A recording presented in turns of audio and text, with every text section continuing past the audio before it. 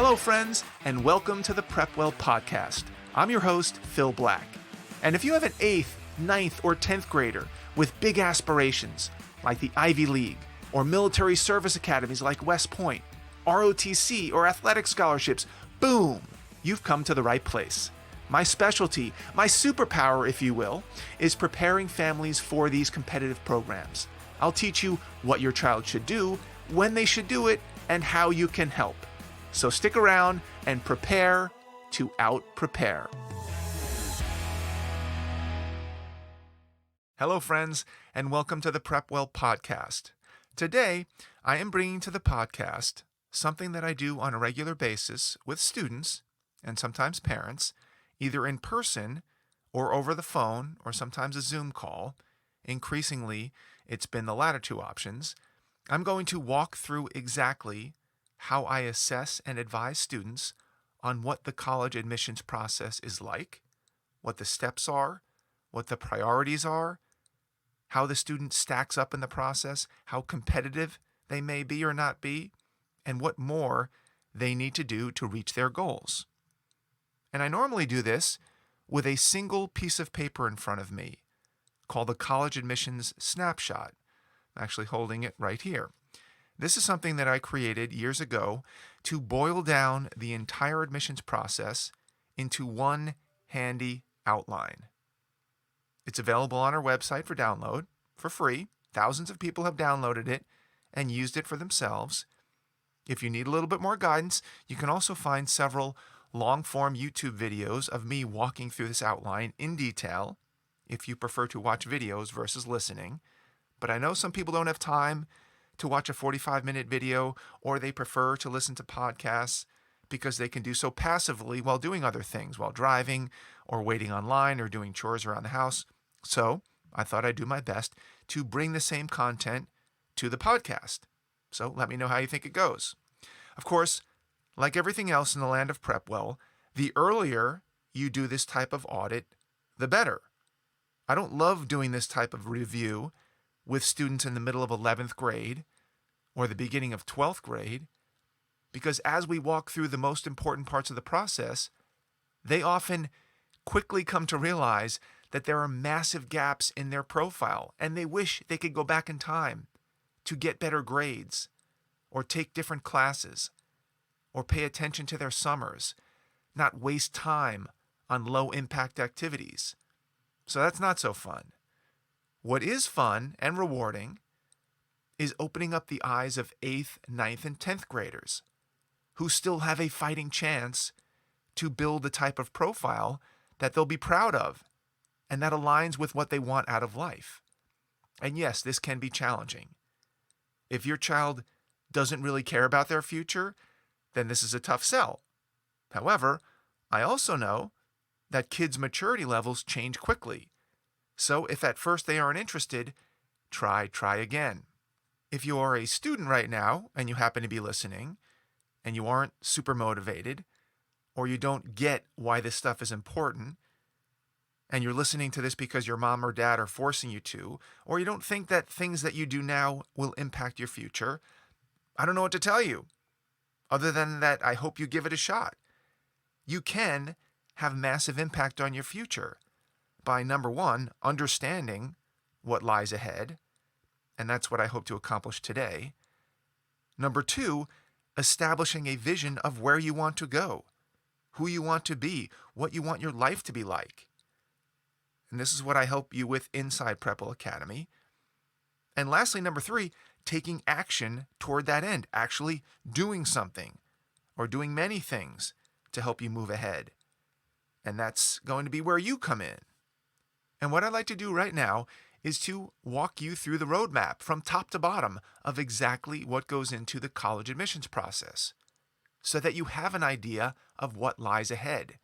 If you have no idea what's to come, other than some fuzzy picture of SAT tests and AP classes and college visits and letters of recommendation, then you will not be prepared for the day when you need to pull it all together in an application.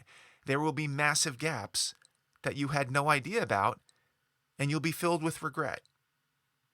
The roadmap, by the way, I'll be referring to is available on our website at prepwellacademy.com.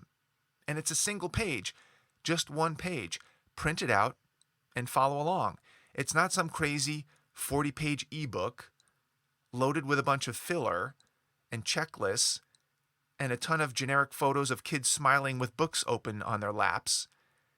Instead, this is a bare bones, down and dirty, one-page outline of what's to come.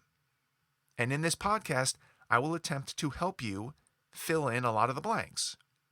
Again, the one-page worksheet is at the very bottom of the homepage at PrepWellAcademy.com, where it says, "Will your child be competitive?" I'm more than happy to send you this overview, or what we like to call a snapshot, so you can follow along, or use it on your own, or use it with YouTube videos. Okay, let's get started. At the top of the page, in case you don't have the worksheet in front of you, it says College Admissions Snapshot. This means that this outline will give you a picture of where you are, a snapshot at any given time in the process. If you're an 8th grader, many of these items will remain blank because you haven't gotten to high school yet. As you get into 9th and 10th grade, the blanks start to get filled in. And my goal is to give the early students an idea of what's to come so they can rise to the challenge. And for the students that are in it now and moving through it in real time, to understand where they are and how competitive they may be. So let's start moving down the page. If you're driving right now and haven't gotten a chance to print it out yet, I'm going to do my best to communicate what we're looking at as we move through this process. So at the very top of the page, the first category is called Objective Academic Metrics, also known as the Big Three. These 3 items are very important when it comes to college admissions. I refer to them on the worksheet as objective because they are number-based for the most part. They're mostly black and white. The big 3 are, number 1, GPA, number 2, standardized test scores, that's SAT or ACT, and number 3, the rigor of your classwork. Colleges start with these 3 data points because they can be measured. These data allow colleges to evaluate students quickly at scale to determine if the combination of their big 3 is consistent with the types of students they want at their school. And computers can do a lot of the heavy lifting here. Remember, some colleges get over 100,000 applications, and there's no way an admissions office would have the time or the resources to review all 100,000 applications. So your GPA, your standardized test score, and the types of classes that you took during 9th, 10th, and 11th grade will determine whether or not you make it through what I call the initial screen. Of course, it matters what type of schools you're applying to. To get into an Ivy League school, for instance, the holes in the screen are very, very small, and it's tougher to make it through that screen. In bigger state schools, the holes in the screen are bigger, and more people make it through. So obviously, if you have high hopes for getting into a highly selective school someday, you'll have to make sure you're minding your big 3. If your GPA is so-so, and you do average on the SAT or ACT, and you took all non-weighted classes, chances are you'll hit the screen at the more selective schools, and you won't make it to the next stage. If you want to make it through the initial screen, then pay attention to your GPA, do well in class, prepare for the SAT or ACT, take challenging classes. If you do all of those things, starting in 9th grade, ding, ding, ding, ding, ding, did you hear that? 9th grade, not 10th or 11th grade, starting in 9th grade, there's a good chance you'll make it through that initial screen. And at this point, that's all you can ask for. Now, let me make something perfectly clear. If you make it through the initial screen because your big 3 were good enough, this in no way, shape, or form means that you're getting into any school you want. It simply means that the schools will spend a few more minutes reviewing your application. It's a step of many steps. It's not the final step, not even close. You just have to keep making it through the next screen. So why does this matter now if you're an 8th, ninth, or 10th grader? Well, one, because it's very difficult to bring your GPA up the further you get into school. You want to start getting good grades early so that you have a fighting chance later when the heat gets turned up in 11th grade. 11th grade is no time to decide that you want to improve your GPA because you're going to have to play catch up, and oftentimes it's impossible. You need to set yourself up for success now. So what happens if and when you get through the initial screen? Let's just assume that you get through the screen for now. And for those of you who don't have the one-page worksheet in front of you, we are now moving down the worksheet to the next section called Extracurricular Activities. This is where admissions officers look at what you've done outside the classroom. What you've done outside the classroom. After all, your GPA and transcript show how you fared inside the classroom, but now admissions officers want to know more. Are you a musician or an athlete or a coin collector or a thespian or a STEM wizard? What do you do for fun, for recreation, to help others? What have you done over the summers? Have you had a job? Have you volunteered? Have you taken any college courses, started a business, traveled? Colleges want to know this stuff. And it's your job to do the things that really highlight what you care about and what you excel at. I tell my PrepWellers to use this section, the extracurricular section, to paint a picture of your best self. Paint a picture that makes it very clear to the admissions officer who you are and what makes you tick. I spend a lot of time inside PrepWell Academy helping students brainstorm to find activities that will help them shine and help them be the best person they can be. The bottom line is this: once you get past the initial screen, it's time to show the colleges what you've been up to outside of the classroom. I've spent many podcast episodes on this very topic, so please go back and check some of those out if you're interested in more information. Or enroll in PrepWell Academy if you have not yet, and hear this type of advice from me every single week. So why does an 8th, ninth, or 10th grader care about this now? Well, because the decisions they make in their first 2 to 3 years of high school can make or break their extracurriculars. Extracurricular success is typically cumulative in nature, meaning you get better at particular activities the longer you do them. If 8th, ninth, and 10th graders ignore these things, and they don't do very much outside the classroom, then they shouldn't be surprised when colleges ignore them when they apply. It stands to reason. Now, and by now I mean 8th, ninth, and 10th grade, now is the time to get your ducks in a row so that you have something to be proud of to write about in your application. Okay, now we're going to move down the worksheet again to the next section called Awards and Honors. Once admissions officers get a flavor of what you've done, now they want to know how well you've done. Have you simply participated in things, or have you excelled? That's what the Awards and Honors section is all about. A long list of activities is nice, but demonstrating high levels of skill or ability or talent or recognition counts a lot more. How good of a piano player are you? What type of ranking do you have in the national robotics competitions? Are you the MVP of your high school basketball team, or are you a McDonald's All-American basketball player? Your level of achievement in these activities plays a role as well, especially at the more selective schools. Let's move down to the next section. Now that we've covered what you've done and how well you've done, now admissions officers want to know what others thought of you. This is where letters of recommendation come into play. It's one thing to sing your own praises. It's another thing for someone else, a third-party, experienced, objective observer like a teacher, to sing your praises. You'd rather have the latter. You'd rather have your AP Bio teacher or your honors U.S. history teacher go on and on about how great you are. This could be a game changer for you, especially this coming year when standardized test scores will likely take a lesser role in admissions. And I've dedicated several podcasts to this very topic because it's so important. So if you're interested in a deeper dive, please check out those episodes. On to the next section.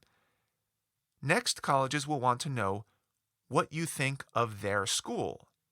Yes, colleges care very much about your opinion of their school. They want to know, and they spend millions of dollars trying to figure this out. Whether or not you would actually attend their school if you were admitted. I won't spend time right now explaining exactly how they do this or why they care so much. I've talked about that in other episodes. But suffice it to say that it behooves you to show them a lot of love as early and often as possible to the schools that you really want to go to. And you can do that in many different ways, as we've talked about before, starting early in the process. You can follow their social media pages, listen to their podcasts, go to the college fair, seek out their college representative, take a campus tour, apply early, reach out to their admissions office, their financial aid office, and much more. All of these different strategies and tactics are known as demonstrated interest. And I cover these topics at length inside PrepWell Academy when the timing is right. Let's move on to the next section. Next, colleges want to know what you think of yourself. How do they do that? Well, they make you write essay responses to questions that ask you to share something about yourself. Something that reveals how your brain works, what are your beliefs, your convictions, your sensibilities, your upbringing. Are you introspective? Have you reflected on your life and figured out a few things? Have you developed insights about human nature that are unique? All of these goodies can be revealed in your essays. There's a main common application essay that's 650 words. And then individual colleges can also ask you questions of their own to help get at the real you. And it can't be overstated how important these essays can be, especially at the more selective colleges. And I spend several podcasts and many PrepWell Academy videos coaching and teaching students how to approach this essay writing. It's very important on many levels. And lastly, the final section. What do schools need? Sometimes schools have what we call institutional priorities. This means that they need certain types of students to attend their school for any number of reasons. They may need athletes, or oboe players, or computer science experts, or students from a particular socioeconomic background, or certain part of the country, or sexual orientation. Each school has their own set of priorities that they try to fill with each incoming class. Most of the time, you can't control what the colleges need in any given year, but it's nice to know what their priorities are. But your job is to prepare yourself the best you can, and then you're going to have to leave it up to the process. Well, that brings us to the end of our one-page college admissions snapshot. Obviously, I could spend hours on each of these topics individually, but that would be a lot to digest in one sitting. What I hope I've accomplished is giving you a high-level, 30,000-foot view of the types of things that colleges will be looking for and when, and a framework to succeed in each of those at just the right time. And therein lies the basis of PrepWell Academy. It's nice to listen to this podcast and get an overall sense of what's to come, but how much of this will you actually be able to retain and execute on tomorrow morning, for example? I don't know. But PrepWell Academy was created with the assumption that you, and by you I mean either the parent or the student, can't easily make this happen on your own without some structured guidance.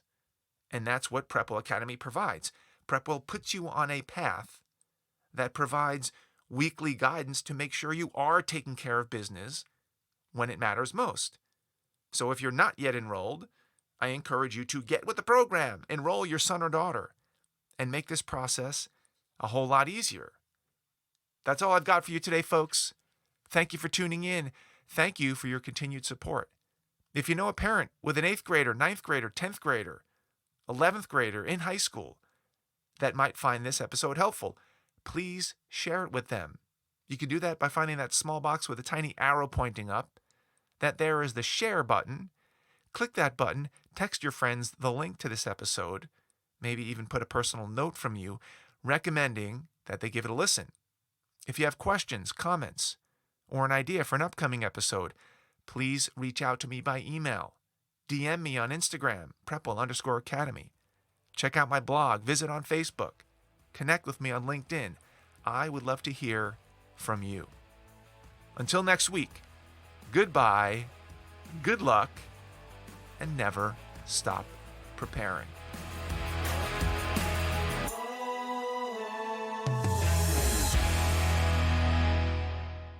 This podcast is brought to you by PrepWell Academy. PrepWell Academy is my one-of-a-kind online mentoring program that delivers to your 9th or 10th grader a short, highly relevant video from me every week, every Sunday in fact, where I give them a heads up about what they should be thinking about to stay ahead of the game. To get these valuable lessons into your child's hands, please head over to PrepWellAcademy.com and enroll your child today.